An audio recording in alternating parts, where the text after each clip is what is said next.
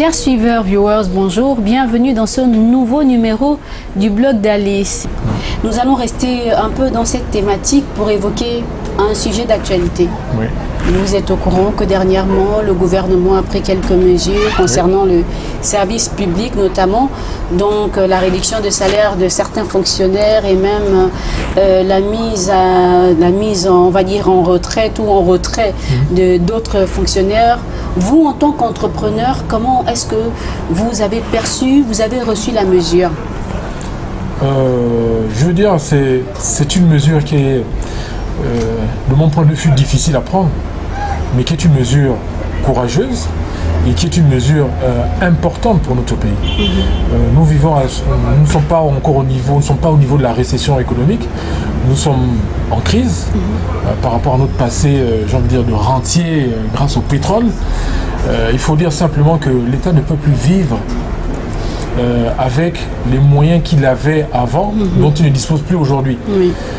Il faut faire des ajustements. La crise est une opportunité, à condition qu'on comprenne que c'est l'opportunité pour un État, pour une entreprise, de faire les bons ajustements pour que la machine ne soit pas enrayée et qu'elle continue à fonctionner.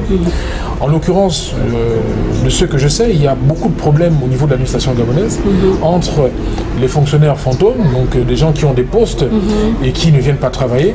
Il y a un problème au niveau de la qualité du service public qui est vraiment...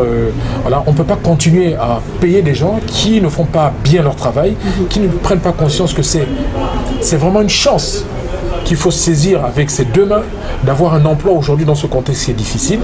Donc, il ne faut pas s'amuser avec ça. Donc, l'État a ce rôle-là qui est de réguler, de faire des ajustements, de faire des choix qui sont des choix stratégiques pour le pays et pas pour une personne ou dans un but autre que le bon fonctionnement du pays et la bonne image de l'administration gabonaise.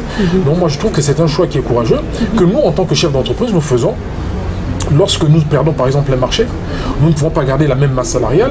Malheureusement, la plupart du temps, c'est des gens qu'on a formés.